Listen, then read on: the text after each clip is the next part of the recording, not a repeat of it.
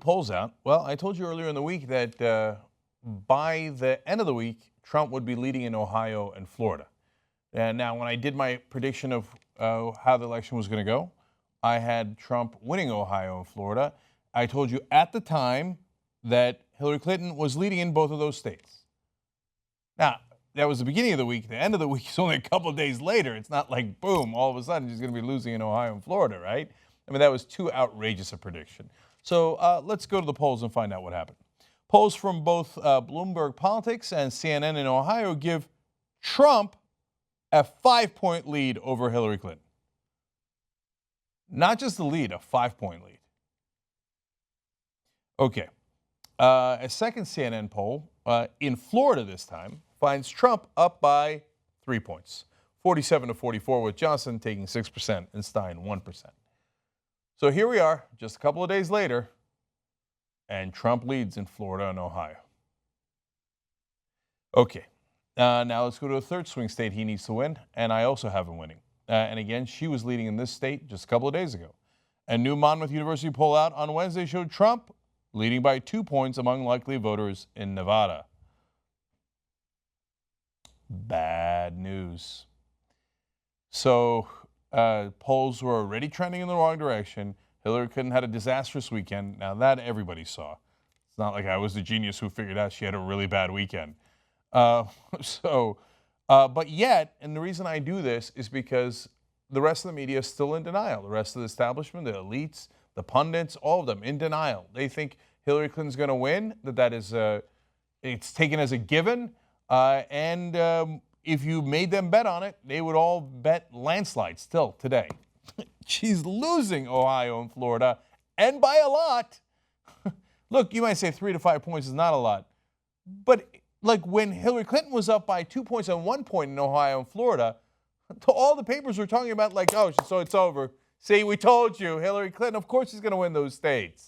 So a 2-point lead is gigantic for Hillary Clinton, but a 5-point lead is small for Donald Trump. You're in denial. You're in denial. He's leading in those states. It's real. Okay. Why? Independent voters tipped to Trump 45 to 40%. If only the Democrats had a candidate earlier that did really, really well with independent voters instead of really terribly with independent voters. But when we tried to warn them, oh, no. The establishment knows everything. We know Hillary Clinton's going to win easy. She's the better candidate, even though all the polling showed the opposite. Gee, I wonder who was right. Okay, now another problem that Hillary Clinton has and why she's slipping even further. Clinton is ahead of Trump among voters under 30, but she's not getting the level of support Barack Obama received in 2012. 48% of young voters are currently backing her, while Obama won 60% of the young vote in 2012. Only 20.9% of voters are supporting Trump, young voters, but 21% say they'll vote for someone else or won't vote. Won't vote. I wonder if there was another Democratic candidate who did really well with young voters and could have picked up all those votes and actually beaten Trump fairly easily. But look, this is not about sour grapes. Okay, what's done is done. I'm asking you guys, and not just the audience, but the rest of the people in the media, open your eyes a little bit, because if you open your eyes, what you see is Donald Trump leading. So see no evil, hear no evil, speak no evil. It doesn't help the situation. And it's not just the pundits that I'm talking to, it's not just the Democratic Party establishment, but you guys in the audience too. Oh, no, what's the big deal, man? Hillary Clinton sucks, and what difference does it make who I vote for? I agree with you that Hillary Clinton sucks. I just said that, right? That doesn't mean that Donald Trump doesn't suck harder and that your vote is irrelevant because, what difference? Well, okay, we're going to get Donald Trump as president, and then we'll see what kind of a difference it makes. He's leading in Ohio and Florida. It's real.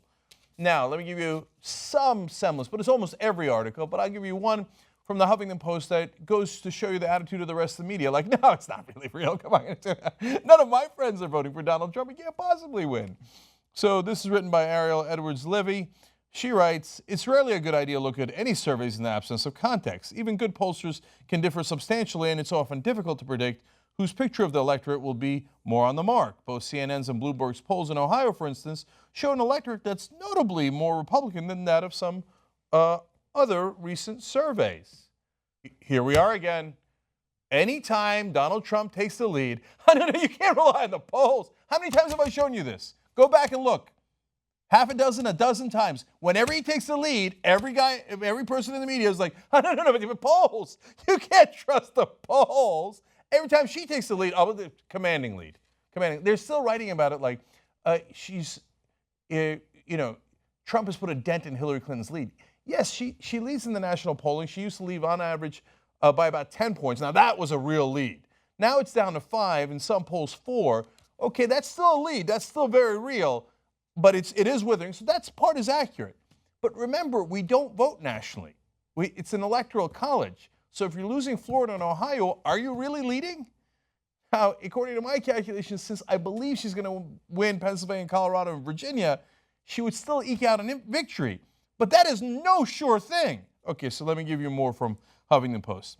But the results offer increasing evidence that polling has tightened since the days of Clinton's more commanding leads over the summer. It's not really a lead if you're losing the Electoral College. Okay, let's keep going. Another question is to what extent the swings represent genuine shifts in public opinion.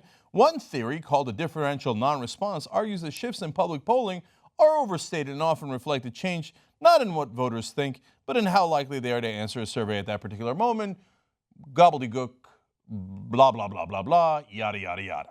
In other words, whenever a poll comes out, or a whole number of polls comes out showing Trump's in the lead, I'm not going to see it, I'm not going to hear it, I'm not going to speak of it. No. Trump can't win. Trump can't win. So these polls must be lying. They're not lying. And he's in very good shape right now. And Hillary Clinton is not. But yet the hubris of the Clinton machine will not change. Be human for a change. Try something different. But no, they won't. Oh, well, just smile and tell everybody pretty little stories. Hey, by the way, Hillary Clinton, remind me what you're running for. I'll give you time. I'm with her is not a thing. That's not a thing that you run for. Like, for example, you know why Bernie Sanders was running. I wanted him to care more about campaign finance, and he did, and he really realized the importance of that, and he fought for it, et cetera. But really what drives him is income inequality. And you know it, and he's been fighting for it for 40 years. You know why Bernie was running, okay? Trump's a madman. He's running for his ego. I got it, right? You don't need to convince me of Trump. Hillary Clinton, what are you running for? I'll give you more time. Hillary Clinton supporters, I know you're with her, and we're stronger together, whatever that means. But what are we running for? Why does Hillary Clinton want to lead?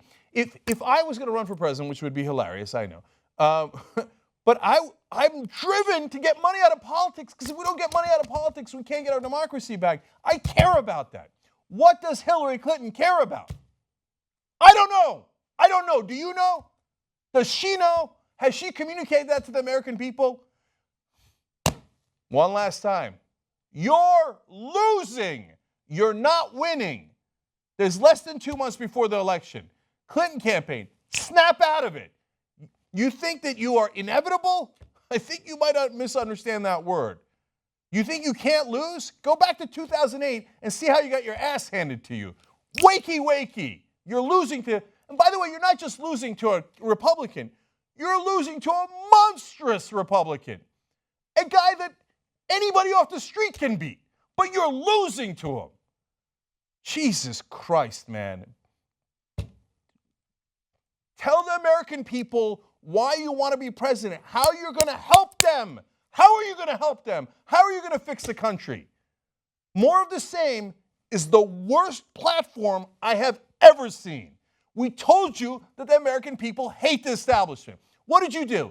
You picked the most establishment candidate there was, and now her strategy is, I'm just going to let Trump do his thing. I'm just sit here and tell you, you should be with me. I don't know why. I don't know where I'm driving, but you should be with me. So establishment rocks. The worst campaign idea I've ever seen. Good luck with that. Way to screw over the entire country. Together we can change the media, make it more representative of you and not the powerful. Come join us, make a difference. tytnetwork.com/join.